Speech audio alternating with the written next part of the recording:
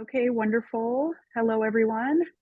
Welcome to this session that is, we are calling this the Urban Heat Leadership. Where are we now? And welcome to the session. Hi, Greg. Nice to see your name there. Lily, yes, it's nice to have the gang back together. I'm Kathy Baughman McLeod. I am your moderator today. I am the CEO of Climate Resilience for All. And we are delighted to have with us Eugenia Carbo, the Chief Heat Officer of Freetown in Sierra Leone, and my longtime colleague, and Lenyo Myrivili from Athens, but she is the UN Habitat, UN Global Chief Heat Officer, and my former colleague at Arstrach. And we are here to rock this hot world for about 58 minutes that we have left. And it's hot, it's getting hotter. We had, from my perspective, a rather disappointing outcome from COP28.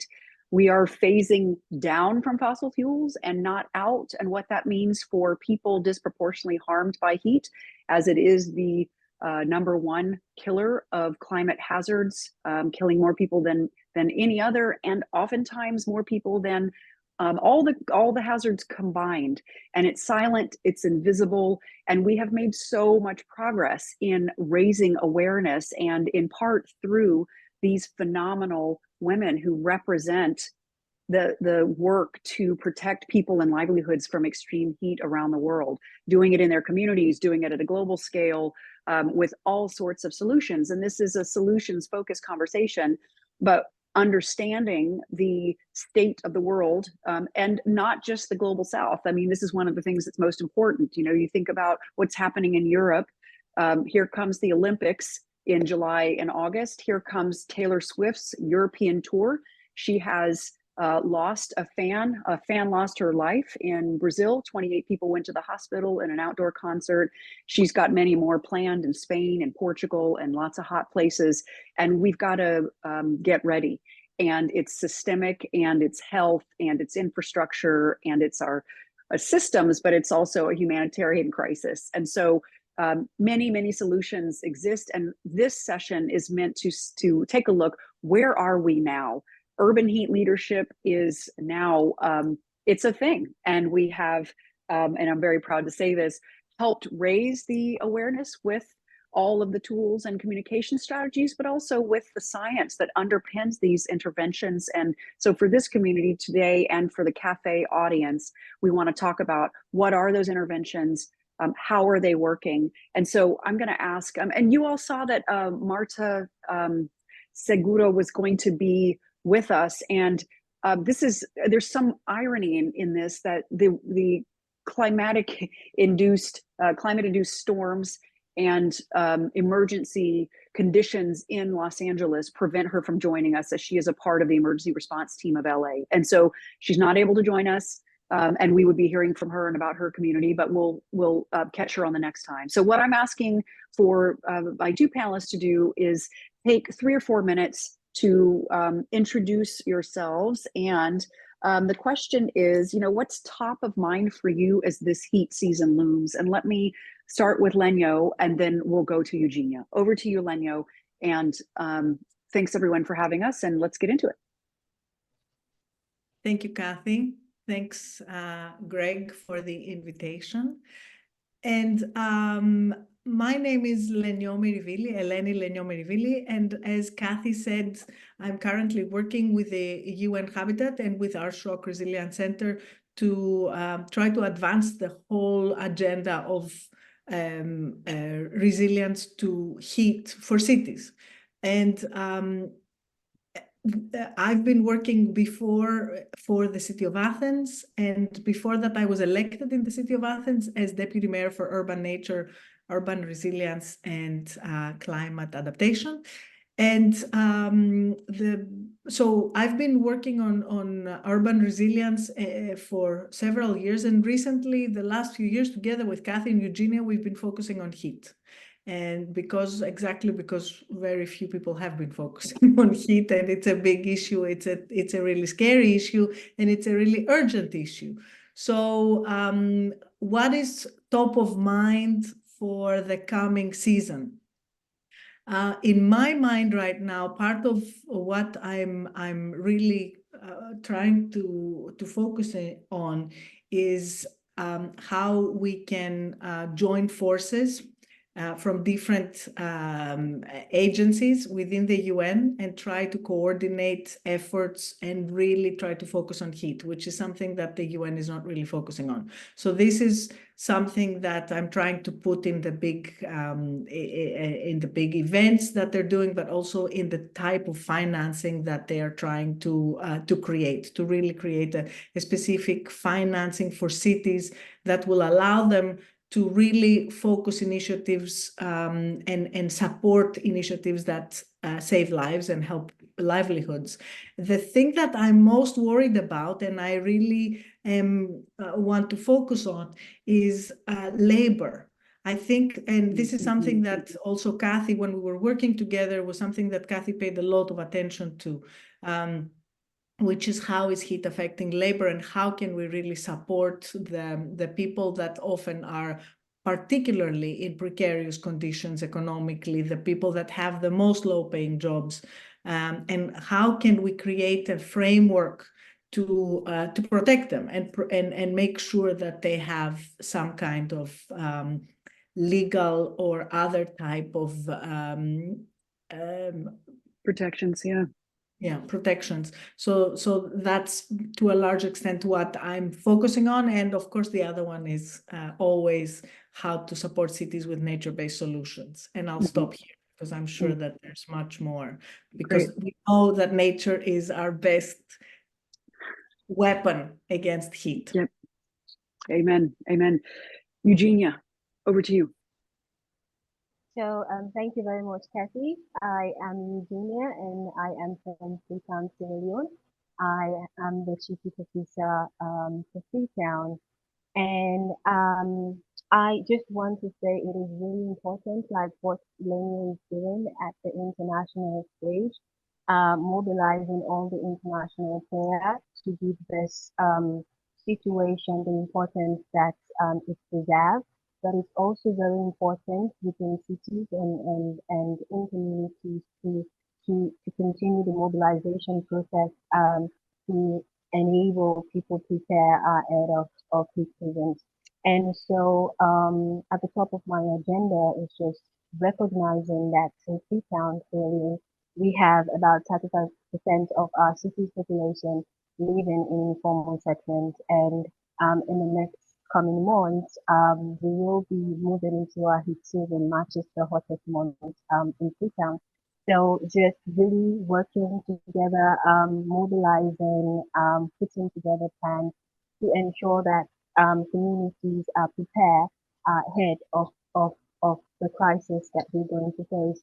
And just ensuring that those that are the most vulnerable are also prepared, and we are working together to do this. So within the coming weeks or months, we will be conducting our heat season campaign.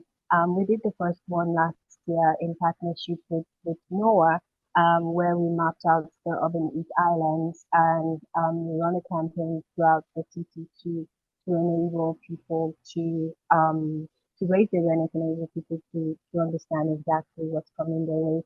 And we made significant progress. We made significant progress last year in building the awareness and raising the awareness and drawing the attention of not only communities but also leaders at the municipal level and at the national level to this issue. And one of the things that I will be working on is to ensure that we're mobilizing the team, we're reaching out, we're telling people what to do, and just ensuring that we're building resilience throughout this period. Great. Thank you. And I did see just momentarily that Marta popped up. I don't know if you all noticed that. So let's hope that she can come back in and we can hear from her. So I wanted to. Sorry yes. to interrupt. Eugenia, I don't know if it's my problem or if other people have the same. Can you come a little bit closer to the mic because it's a little bit hard to listen to you. It was hard to Yes, hear. I see that from Greg, that your audio is just a little bit fuzzy, maybe a headphone or something. But yeah, that's good. Thank you, Lenio. The next place, so yeah, you're still on mute, I see you. So we've got a focus on labor and protection of workers, and we did lots of analysis to understand the effect of heat on worker productivity. And that means not just for the employer and the bottom line of the company, but more interested in protecting the income of the worker. And so we'll come back to that, and the nature-based solutions, which was your focus, and then the heat season campaign and getting people ready with specific advice is coming from Eugenia. So I just want to recap the focal points. And for us at Climate Resilience for All, we've got a new micro insurance for women workers, 80,000 women in India. That is a combination of heat and flood, as those are the things, preventing their work and preventing their income, which is so important in terms of their agency and their choice and their ability to raise their kids and all of that stuff. So I think the labor piece is really important and a place for us to focus as a community, going forward. I'd like to talk about disproportional impact in this next section. We know that there are groups who are disproportionately impacted. You see in most of the after heat wave disaster reports that it is mostly seniors who have lost their lives and people with underlying conditions.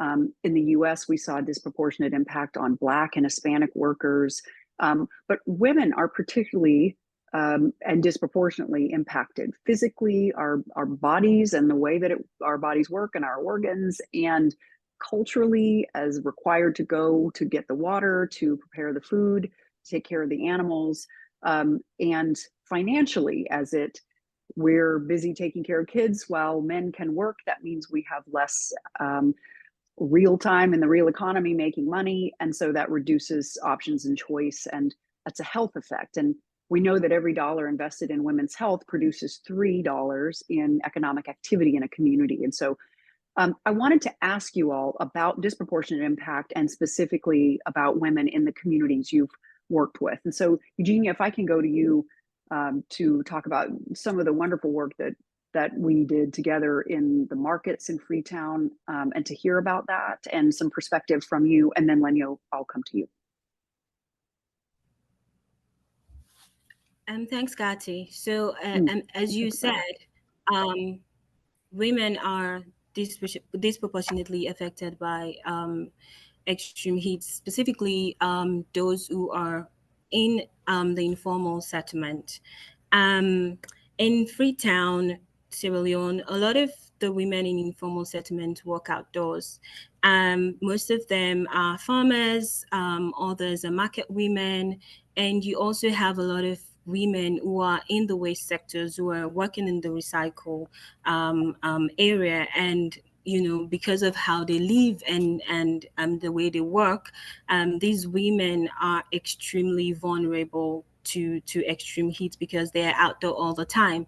And you will think that because they are outdoor, that's just the case. But even in terms of how they live and the way they live in their communities, most of the houses in the informal settlement are built from corrugated iron sheets, and these are heat trapping materials. I remember there was a time when we were doing some work in the field. I went to visit one of the informal settlements, which is the Kube community, because we were working with with the Mirror institution to install mirror reflective sheets on the top of roofs to provide indoor cooling in informal settlement.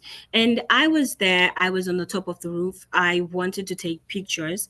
And then I took out my phone to take the picture, and my phone wasn't working.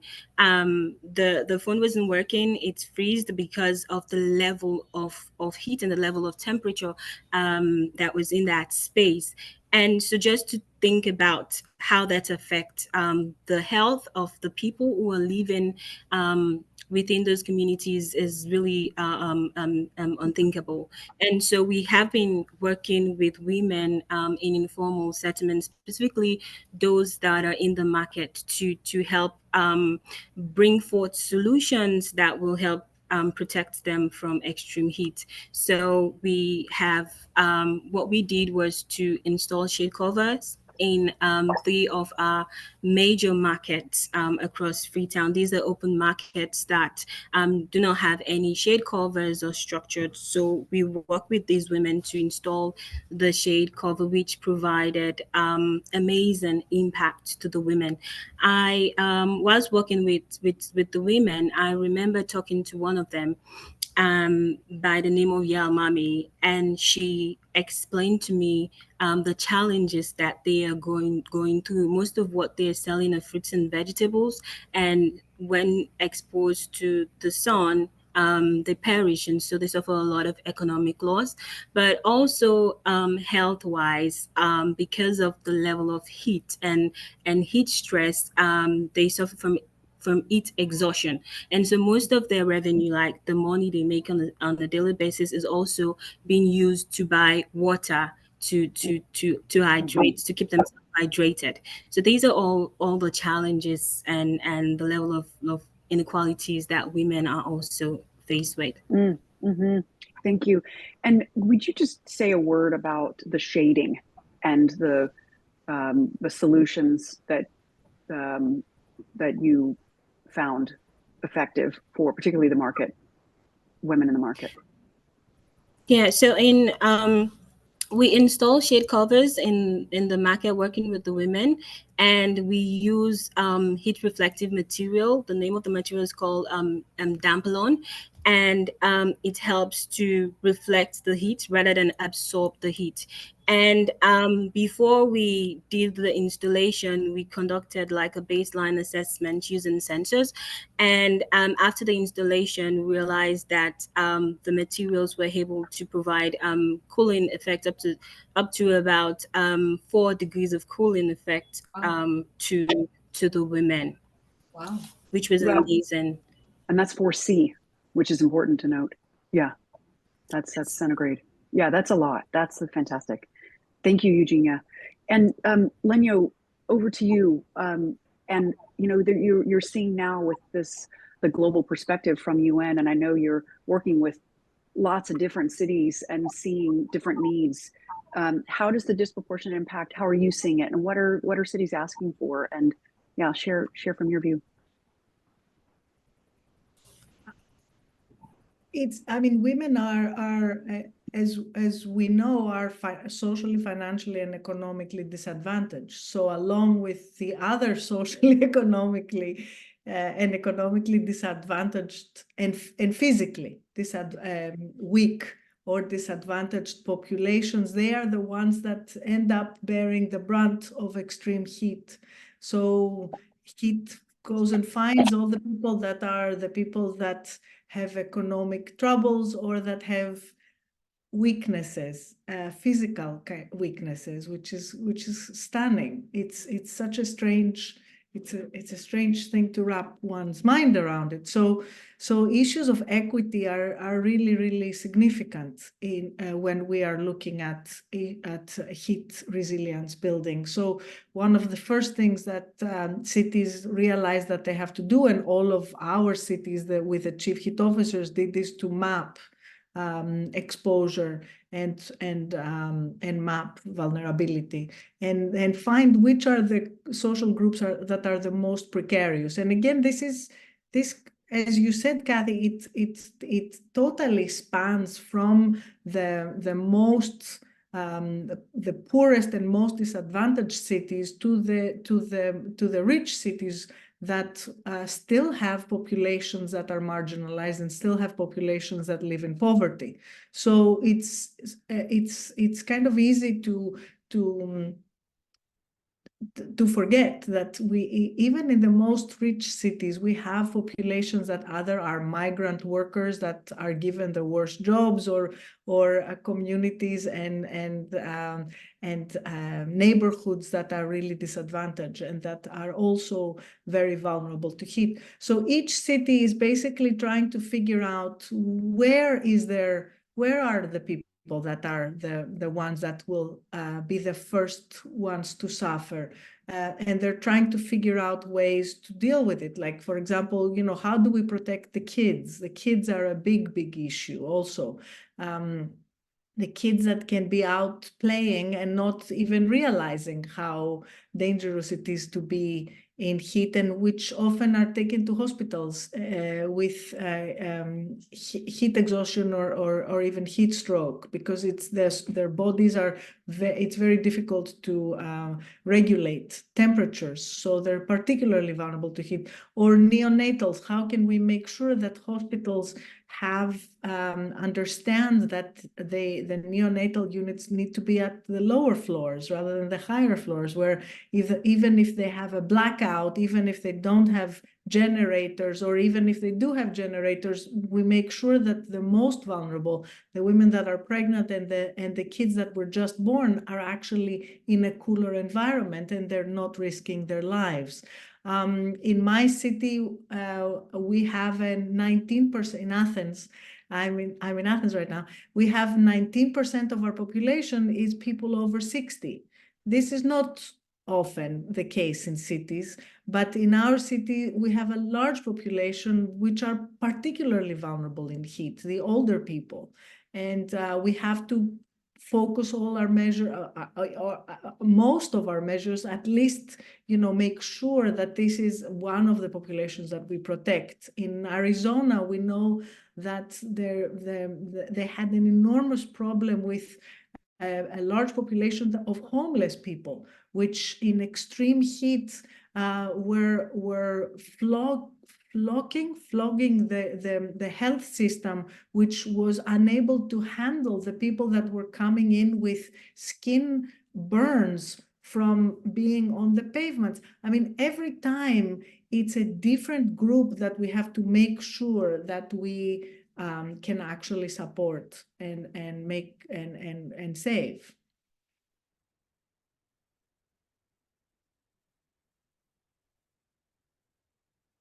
We can't hear you, Kathy, you're muted.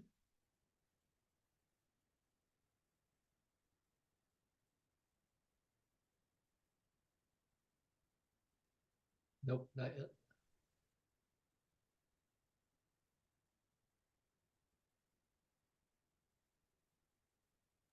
No. No, we lost you.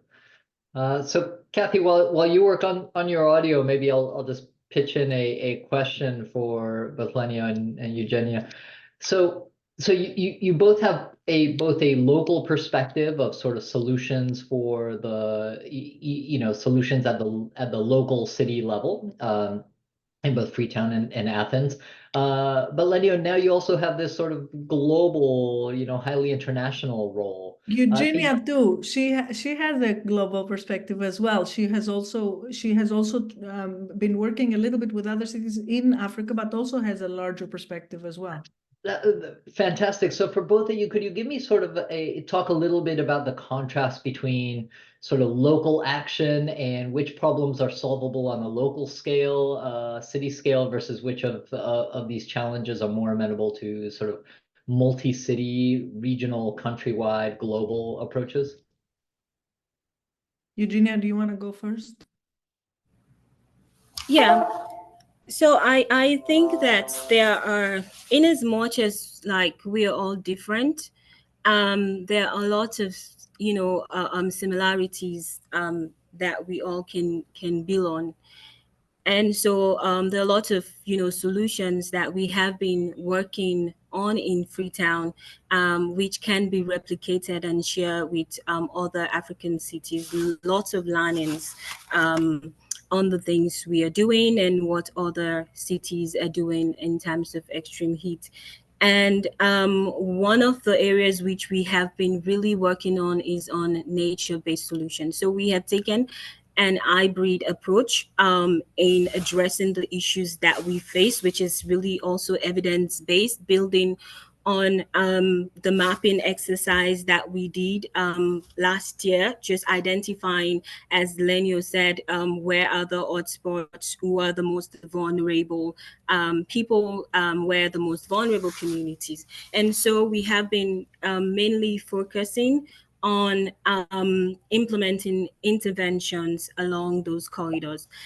And as I said, one of the things that we've been doing more is on the nature-based side, which is planting trees, because we believe that trees have multiple benefits and provide multiple ecosystem services.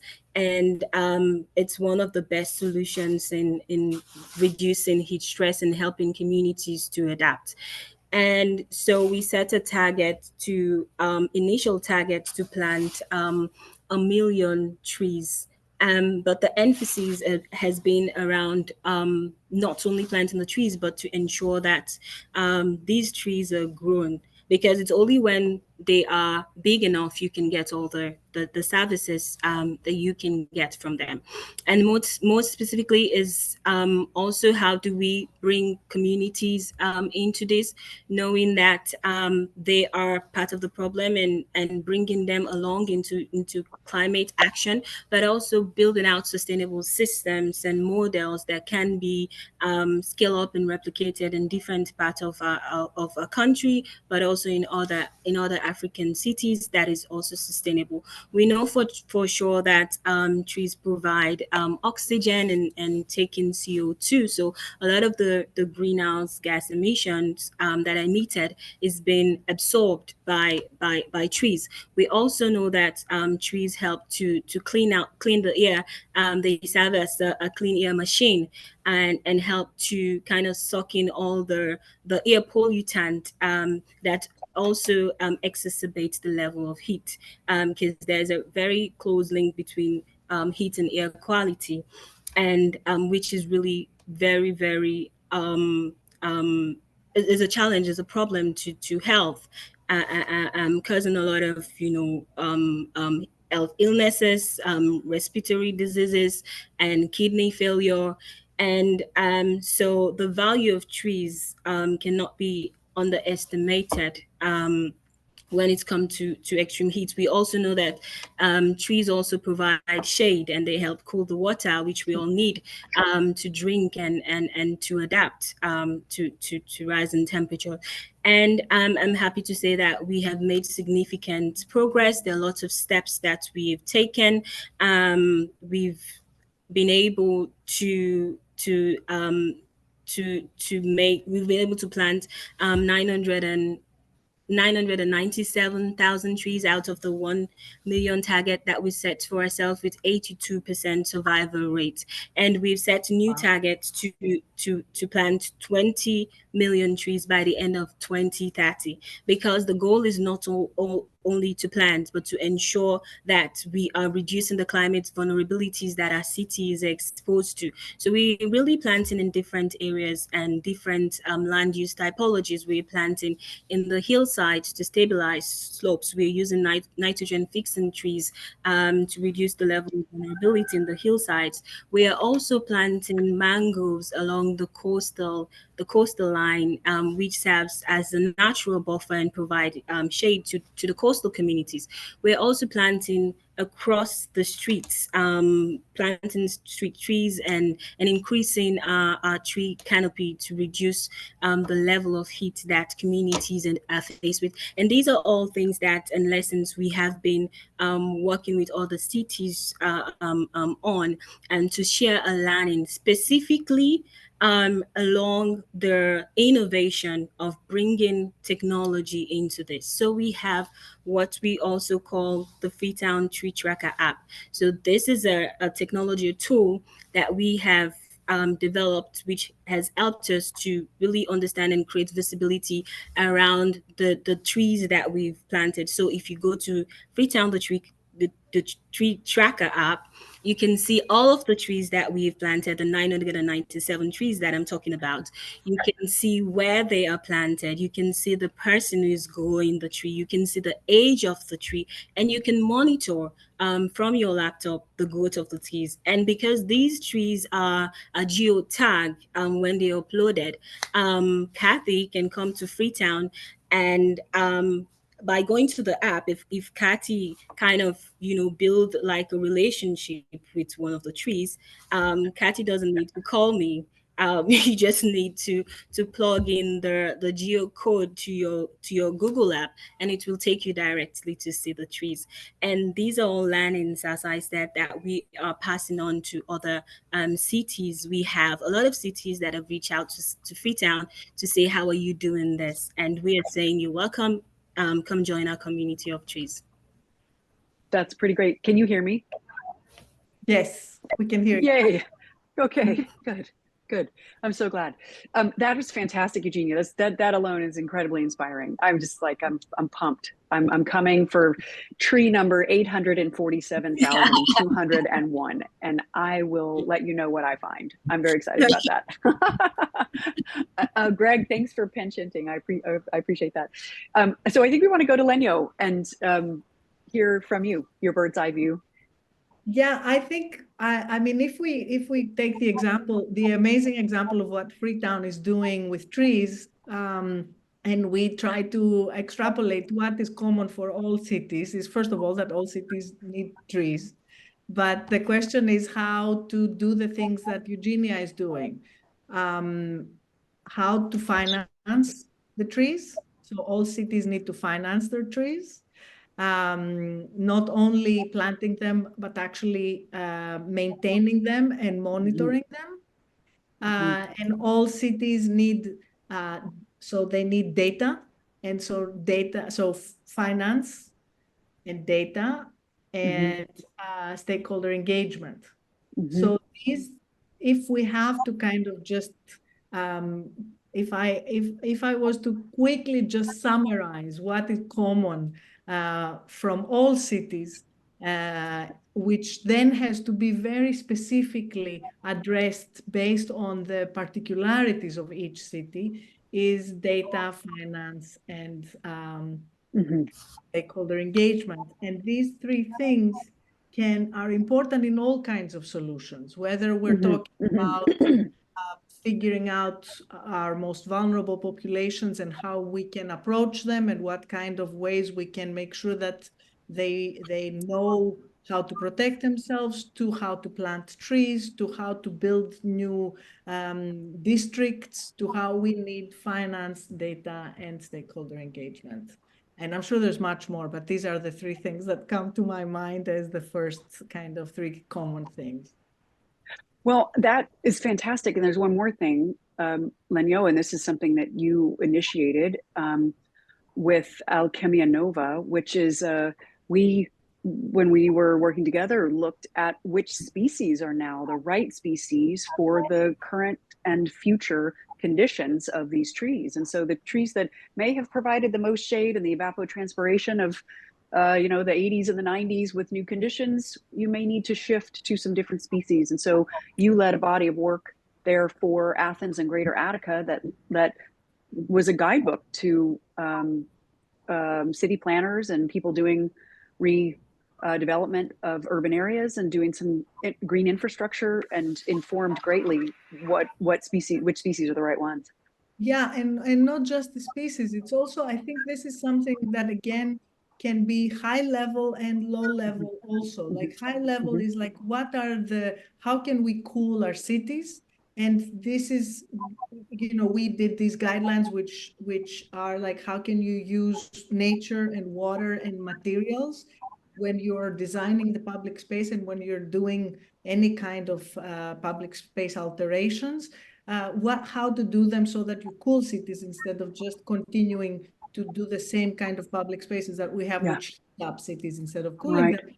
And these guidelines need to be different, because it's different when you have cities that are that have, for example, dry heat, and different when you have cities that have humid heat. And that's when you start kind of making it a little bit more specific. And then when you go down to the city level, then you have to know which species, what kind of water should be used in the specific conditions based on humidity and wind, et cetera, what kind of materials for the specific conditions. But the high level guidelines could be 3 or 4 big general guidelines for different climates, basic different climates around the world, helping cities to cool themselves. It's super useful, and that guidance document is available, and is something that should inspire other communities to do the same. And if we don't get a handle on our emissions, we're going to keep having to produce those guidelines as conditions change and humidity changes and atmospheric rivers are coming. And I see that we're considering a category 6 for hurricanes. That is new news. So the conditions are changing. That's my point. So because we don't have Marta with us, it gives us time for one more question in this section. And I noticed that Jose Maria Olaya from University of Seville is on the line, and it inspired a question I have about early warnings and health-based early warning systems and heat wave naming. And I'd love to ask you each a question about that that range of communication and specific advice for specific groups. And we all agree as practitioners that yes, we want to help people, but we need to help people help themselves. The size of heat and the extent of it means people need information, and then they make choices, and you want them to have as much information and as many choices as they can to protect themselves and their families and to continue their income, and specifically focused on these vulnerable communities. Let me go to you, Eugenia, just get a general. Let me hear what you're thinking about early warnings and some of the techniques that you've used. You mentioned your heat season campaign, and then Greece is a place where the health-based warning system is now being used by the Athens Observatory. 5 cities now. In 5 cities. And so let's hear about that. I think it's a really important part of heat resilience building. Eugenia. As you said, Kati, I really agree. I think I really agreed. I think one thing that is lacking, that is really also very important at the same time, is the systems that we need for building adaptation and resilience in cities. And when we talk about building systems, we're talking about firstly, having that baseline, which will help you really understand exactly what is really happening within the different spaces. And to really understand and look at trends and historical data, which will also help to set a threshold, because you want to know like what you are up against, and which will also build into the piece that you're talking about, which is the early warning system, which is really very important. It's a really very important tool that we need these days, especially in terms of getting communities to prepare ahead of time or during heat waves. And this is something that is really lacking across the board, specifically in African cities. The issue around data is really a problem. Really a challenge. It was only last year, and thanks to you and Ashwork and all of our support, we're able to do the heat mapping baseline for Freetown. But we do, several cities do not have that baseline, and this is really important if we're talking about building early warning systems. And I think just having those systems and building the evidence base is really, really very important, and it's a very important work to get done. Thank you. Yeah, agree. Eugenia, go. I mean, Eleni. I just wanted to ask Eugenia if you could explain a little bit better the baseline. When you're talking about the baseline for data, what do you mean? Because many people might have a difficult, might not be familiar with that. Yeah. So when I talk about the baseline, is really just having the basic data on how heat is affecting communities from the scientific side, but also from the citizen perspective. So what we did was to conduct like a perception survey initially to get an understanding of how this is really affecting people and just get feedback to really understand how this is really affecting communities. And we kind of couple that with the scientific a mapping process where we design different routes across this. We identify different routes across the city, basically different geographical areas, and we work together with the communities using sensors, heat, temperature sensors, and air quality sensors to move around the route and collect the data. So that data was analyzed, which gives us like an understanding exactly of what the conditions are in different places, and that was kind of overlapped with the perception survey to really understand what are some of the level of vulnerabilities and the urban heat islands, where are the urban heat islands, and so that served as a baseline in developing our strategy for the city. Super, super duper and replicable, which is beautiful, beautiful. Lenyo. It's really important what Eugenia explained, because you have to figure out who do you want to approach with your early warning system. Like, because you have to figure out who is your audience and who should you address to make sure that they are the people that get the information and can protect themselves.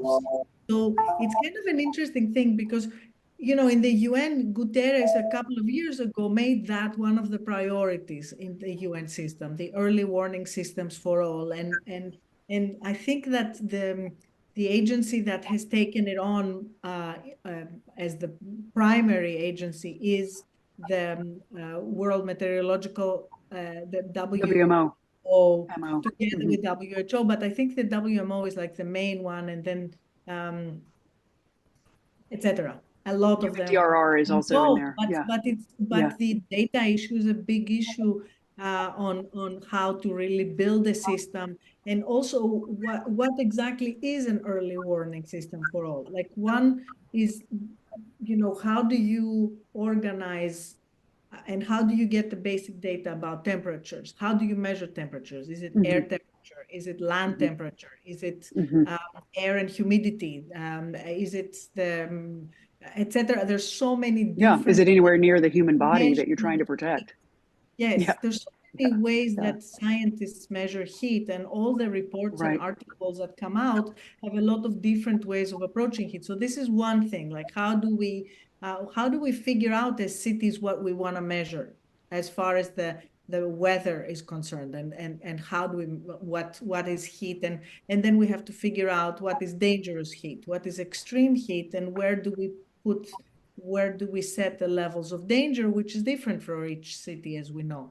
And then what we did in Athens, as you mentioned, Kathy, is we created this categorization of heat, where we put together the temperatures with how they affect health, how they affect actually the mortality in our city. And we went back and figured out the relationship between the danger, the risk of people losing their lives, and the temperatures. So we did this heat health system, which was really important, and the categories, each category indicated how much higher is the risk for the health of the population of Athens.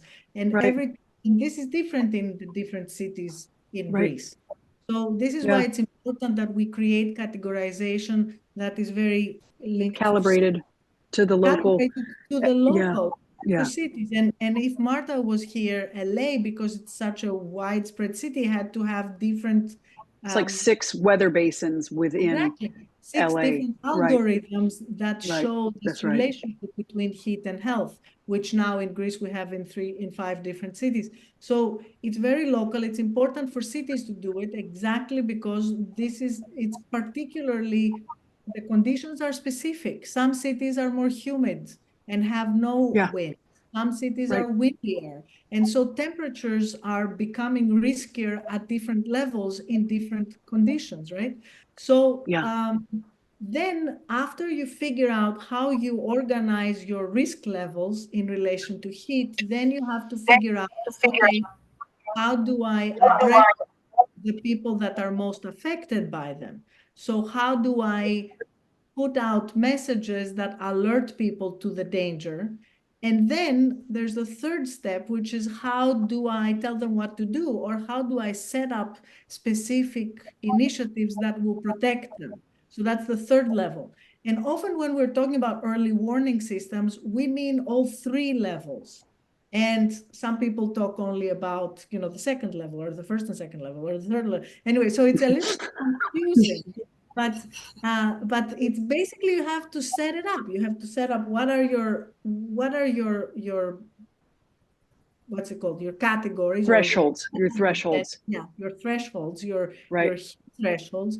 What are your messages that have to go out, and how will you make sure that they find the right people, the ones that are most in danger, so they definitely listen to the message? And the third one is, what do you offer them as solutions so that they can protect themselves?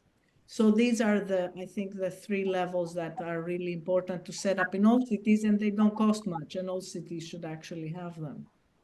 And just to underscore something you said, the local nature of it, and then using the all-cause mortality data to tell you that this particular heat event looks like it will increase all-cause mortality by 20%. And if it is by 20%, we're going to call it a category 3. And category 3 comes with a set of quite severe warnings. And one thing I'd also like to underscore is that trusted channel of information, because people take information in different channels. And so they may want to hear it from somebody else they work with, or they want to hear it from their religious institution, or they hear it on the radio, or they hear it, and so it's a very important deep work in a community to understand who you're trying to reach and how you're going to reach them, and then have you calibrated what you're going to tell them to do, and is it enough? It's more than shade, water, and rest. I mean, it's specifics. If you're pregnant, if you're over 60, if you're taking these medications, and so there's a lot of work and that that grassroots part of it. So I thank you very much, both of you, and I think we're going to be bringing in for a landing this particular part, but I want to flag, and bringing up Jose Maria again, heat wave naming. And we had a collective experience with a wonderful team across Seville, Andalusia, and Spain, and here in the US, with lots of help and a science panel and Greg and many others, a look at how would a health-based warning system underpin a heat wave naming convention, and had some early positive success with that. And so I am of the mind we need to keep going to continue to test that, because if heat we know to be so overarching and permeating everything, a name on it makes a very retail approach to bringing an understanding and a brand to heat. And so I want to put that into the conversation and say, I think that's something we want to keep going with, and continue to build a data and evidence about how it works and such. So I think it is now, we've got about 12 minutes left. I see some questions coming into the app here, and we've got some questions on specific how the health community can provide information to patients about heat health threats and preventative measures. We have a question about solutions. Are they different for heat, or when the heat is dry, or when the heat is humid and trees, focusing on a humid climate? How important is it to collaborate with and educate urban planners? I mean, immensely, and they're critical, and we can talk about that. And then Germany has an indoor heat warning system based on modeling. How well is that system working? So we have a collection of questions here. And then also just a direct question, Lenio, you might share where to find that Alchemia Nova report that you led. somebody's asking if they could have access to it, so that you might put that in. I can find the Okay, the so URL why don't, and put it in the, should I put Sure. it in the Q&A? yeah, I think you put it into a public answer there. Yeah. So so why don't we start with healthcare providers? We had some early conversations with Ari Bernstein when he was still at the Chan School at Sea Change about health clinics in the US and providing, I would call them almost early warning systems, a way to get information right into the health clinics, each morning, so that health providers were having their own health warning systems. And so then when they saw their patients that day, they could be looking for heat-induced medical incidents, but also giving general advice. And I think there are some efforts, and I can't name where they are right now, but I think there are some efforts to provide that sort of information. But let me go to the panelists and see, Lenyo, of the questions that you see there, you can combine if you like. You were busy finding a link. Eugenia, Eugenia, in terms of urban planning, we've talked a little bit about this, but in your work, and then Lenyo, I'll give you a minute to collect your thoughts on this. How have you interacted with the urban planners in your community? I know your delivery team, in fact, functions like that with you. You have several experts in your team, an environmental leader and planner and others. Yeah, so I would like to start with, how do we communicate to health patients? I think Sure. one of the things that we have been trying to do, and we are doing, is to establish a heat health task force, which brings together different people from different background on the issue of extreme heat. So we have the head of the DHMT as part of the district health medical team, as part of the task force. We have people also in the health space, in the environment space, and we meet once every month to kind of talk about issues and communicate specifically some of the findings that we have done. And in terms of urban planning, this is an area that we are really working on, and I think it's really critical to this issue, specifically when we are looking and talking about, how do we redesign our cities to ensure that they are more resilient to the type of climate that we are living in today. And so one of the things that we have been really working on is to look at communities and look at, especially in terms of like upgrade, how do we upgrade communities to ensure that we have more land space on the floor, in terms of how we're building our houses, because one of the major problem that we have is that we have a lot of single houses instead of building upwards. So we are really working as a team to see how can we build upwards and create a much more bigger spaces and land to be used for greening and green infrastructure work. We're also looking at building codes and building designing, and also looking and also working with the Institute of Engineering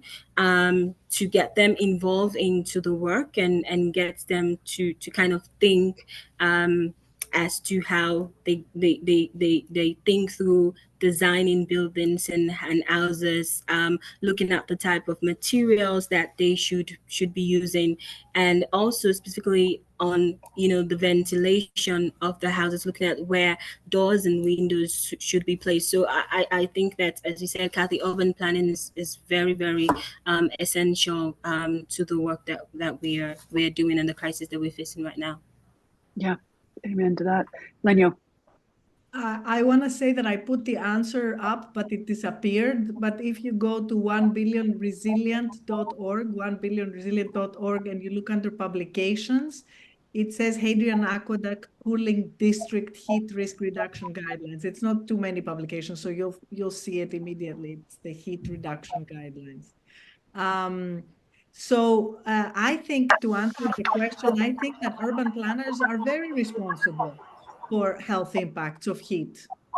I mean, it's absolutely incredible that the way that our cities are built are heat traps and are dangerous for people. Ever since we have been depending on fossil fuels to cool and heat our cities, we have been building cities that are really bad for people and for the climate conditions that we are facing and we will be facing. And urban planners are not fast enough to understand and to totally change the way that they're building cities. And we still see development in most cities that is the same old that we've had for the last decades. And this has to radically change.